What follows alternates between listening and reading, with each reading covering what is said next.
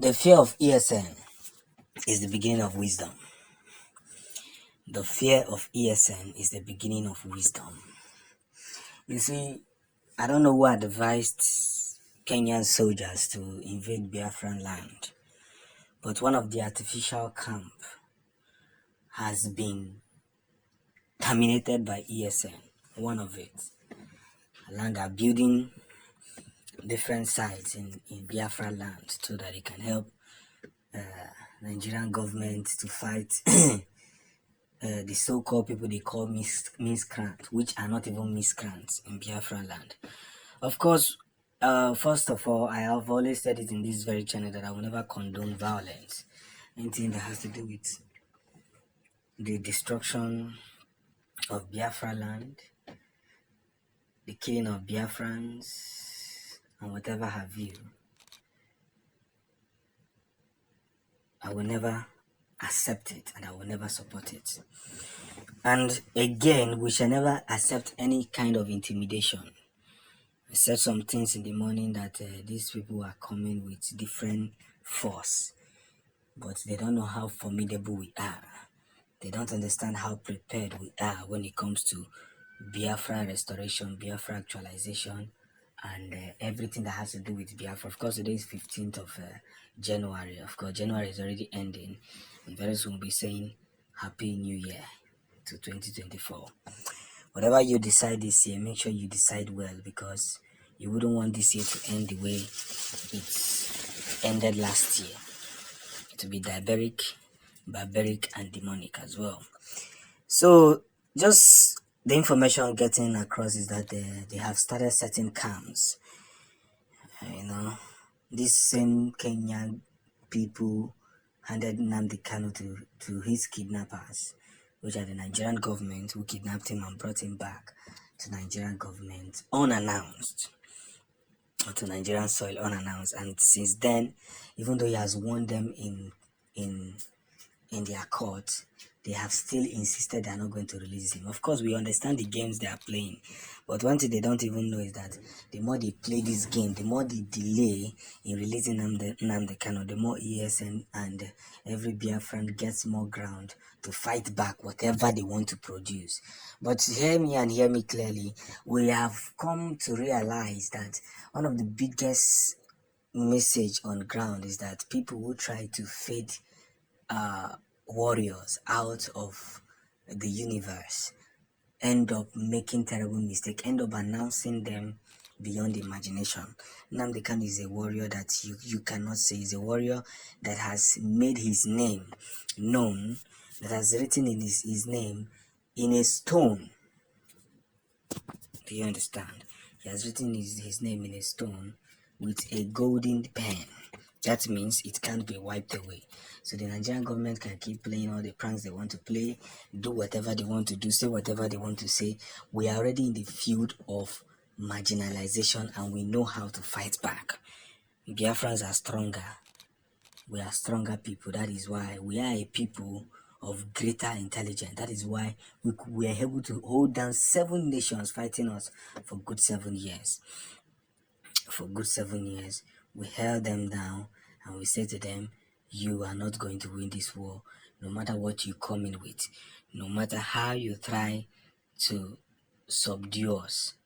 We are still a people with greater knowledge. We are still a people united in strength and undilutedly victorious. So let's be guided. Let's be guided. Whatever the cost may be, we must understand that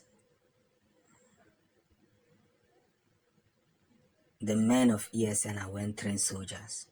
They don't fight you except you are fighting them, except you are destroying Biafra land. I come in peace. The woman said no. Look at what happened after the Biafran war. Biafrans were massacred, thrown aboard. But yet, after the war, we stood up and we are still one of the richest, or even the richest, one of the richest in Africa and the richest in Nigeria. You can argue with whatever you want to argue with. After 50 years, look at the mansions that Biafrans are building everywhere, buying companies, buying factories, building refineries and all that. These were the same people that were denied access to things that matters more.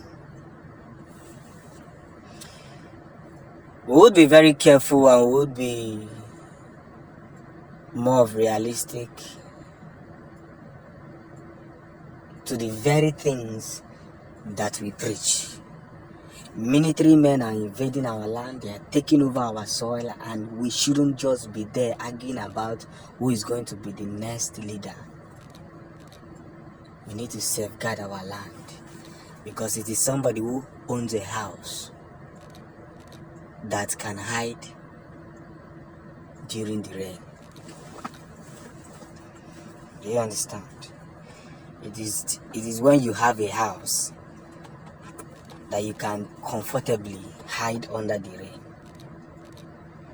If you don't have a house, you will just be gallivanting, running around. So they call them, is it Kenyan soldiers or whatever they are.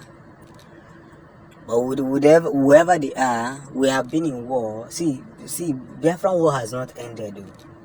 The only difference is that we are still surviving, and we still have the privilege to travel around. Nobody's looking at us. Not everywhere. But as an Igbo man, you already have a tag on your head. At any time riots start in any state, the first people they target is Igbo people, their properties, their businesses and all that. And that is why I'm informing each and every one of us. We should be worried. We should be careful. We should be focused. So notwithstanding, every of our excuses must be put in cross. Let's be guided. Biafra is not a place where men of calibers will wake up one day and begin to talk rubbish. I carry go now. As an I carry go. So now we're not so bad. So amara. That we cannot stand and watch people betray our struggle. So it's not Kenyan soldiers that we're gonna start avoiding. Well, after they kidnap our leader, they still want to do more.